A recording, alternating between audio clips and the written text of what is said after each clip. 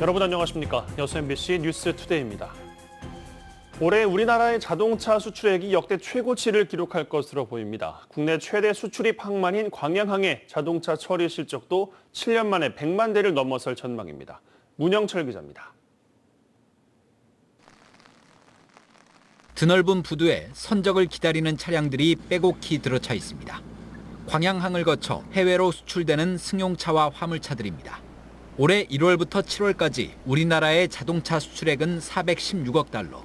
지난해 같은 기간보다 41%나 증가하면서 광양항에 입출항하는 자동차 운반선도 크게 늘었습니다. 22년 기준으로는 저희가 452척이 좀 들어왔고요. 23년 1월부터 7월까지 292척이 들어왔습니다.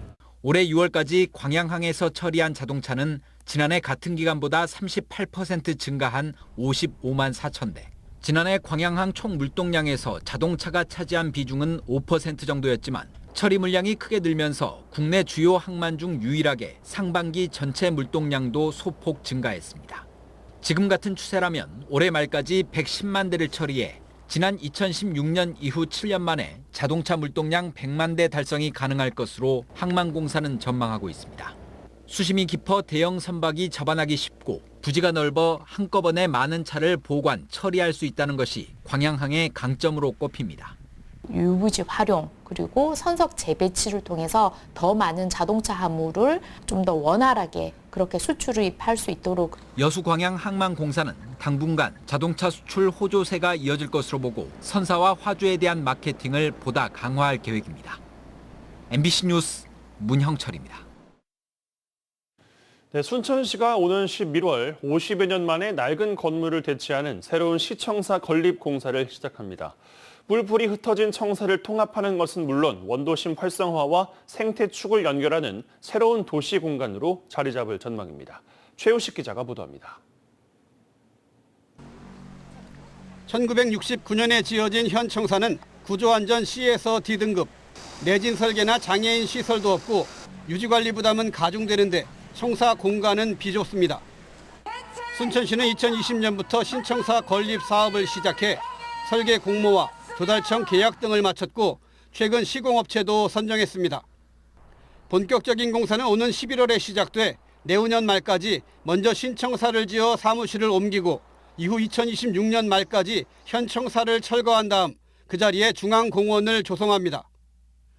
또 원도심 우수 저류 시설의 지상 공간을 활용해 시민들의 문화 향유 공간이 될 시청 옆 문화스테이션 조성 공사도 동시에 진행됩니다. 현재 구상은 순천의 아름다운 길, 순천의로라는 주제로 순천시가 지향하는 생태축을 도심까지 연결하는 산책로 이상의 공간과 기능을 담는다는 계획입니다. 청사 1층은 시민들을 위한 북카페와 민원실 등 대부분 개방된 공간으로 중앙공원과 6개 중정으로 이어집니다. 3층 높이의 외부 보행 공간인 순천 지평은 또 다른 시선으로 원도심을 조망하며 걸을 수 있는 시민과 공무원들이 공유하는 공간입니다. 그 시청의 기능뿐만 아니라 이 지역 그 원도심의 그 활성화를 유도하는 기능으로서 전체 그 8개 분산된 저희 순천시 외청이 한꺼번에 그 집중됨으로 해서 순천시 원도시 경제 활성화에 큰 도움이 될 걸로 기대하고 있습니다.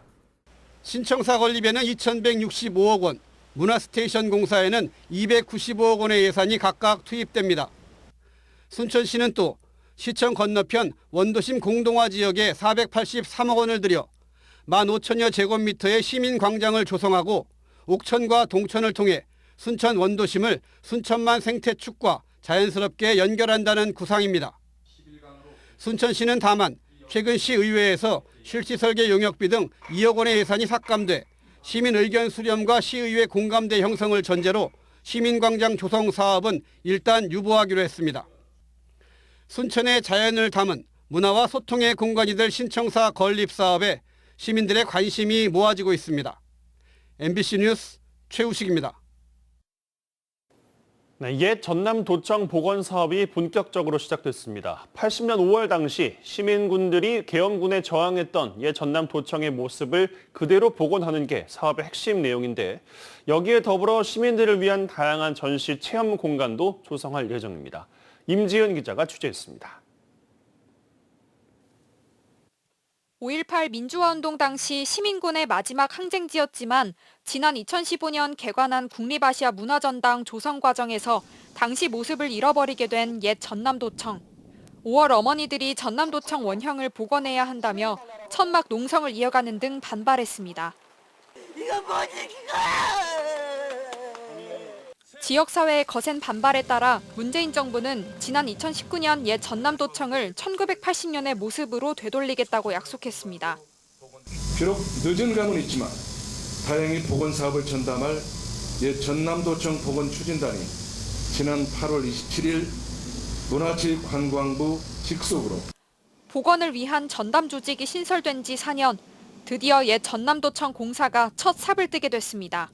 복원 대상은 도청 본관과 별관, 경찰국, 민원실 등 모두 6개 동으로 연면적 9,211제곱미터의 규모입니다. 건물은 기존의 골격을 유지한 채 일부만 철거하고 복원하는 방식 등으로 총 사업비 496억 원이 들어갑니다. 국립아시아문화전당이 들어서면서 건물의 40%가 잘려나갔던 별관 건물은 1, 2층은 출입구로 사용할 수 있도록 남겨둔 뒤 3, 4층을 중축해 다시 본관과 연결하기로 했습니다. 1980년 당시엔 존재하지 않았던 방문자 센터도 없애고 세로 26m 길이의 미디어월은 10m만 남겨둔 채 위에서부터 철거됩니다. 엘리베이터 설치로 없어진 도청 본관의 방송실과 상황실 등도 당시 5월의 모습과 최대한 비슷하게 구현될 계획입니다. 저희 원칙은 80년 당시 모습을 복원하기 때문에 6개 동 모두 외벽은 현재 상태를 유지하게 되고 그리고 구조적으로 불안정한 부분에 대해서는 구조 보강을 진행하게 됩니다.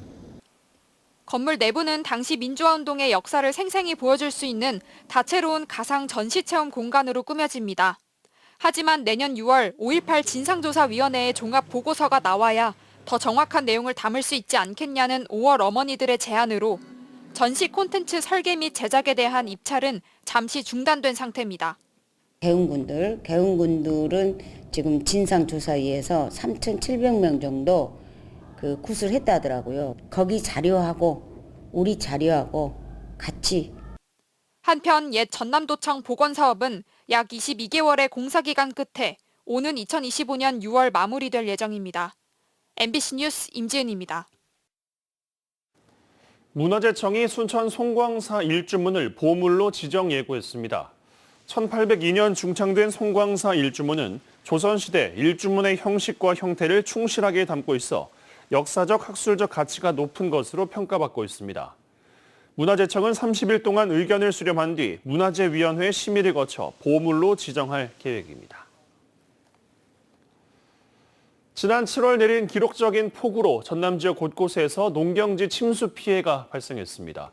일부 농민들은 배수 관문에 새로 설치된 시설 때문에 물 빠짐이 막혀 농작물 피해가 더 커졌다고 주장하고 있습니다. 안준호 기자가 취재했습니다. 지난 7월 무안에도 시간당 50mm가 넘는 집중호우가 쏟아졌습니다. 벼 침수가 잇따랐는데 논에 들어찬 물이 제때 빠지지 않아 피해는 더 커졌습니다. 지난달 17일 농민들이 찍은 사진입니다. 포크레인이 배수관문 앞에 쌓인 지푸라기 더미를 쉴 새 없이 걷어내고 있습니다. 한 달 전 침수됐던 무안의 한 논을 가봤습니다. 논 위에 벼들이 말라 있고 주변으로 잡초가 수북하게 자라 있습니다. 이삭이 올라와야 할 때이지만 벼들이 힘없이 늘어져 있습니다. 농민들은 배수가 잘 되지 않아 벼 발육에 문제가 생겼다고 주장하고 있습니다. 올라야지. 이렇게 올라야고 지금 새끼를 베려면 통통해야 되는데 하나도 없어. 이거는 이거 먹다 먹는 것이고. 또 배수관문 앞에 새로 설치된 스크린을 물 빠짐이 제대로 안 되게 만든 주요 원인으로 꼽고 있습니다. 배수관문 앞에다가 그 철망을 설치해가지고 풀이 그 수초가 못 나가게 지금 해놨거든요. 그래서 그것 때문에 물이 안 나가가지고 지금 이런 현상이 난 겁니다. 농민들 땀 흘려서 고생했는데 이렇게 돼가지고 진짜 너무 안타깝습니다. 무안군은 지난해 6월 부유물이 바다로 나가는 것을 막기 위해 배수관문 앞에 스크린을 설치했었습니다.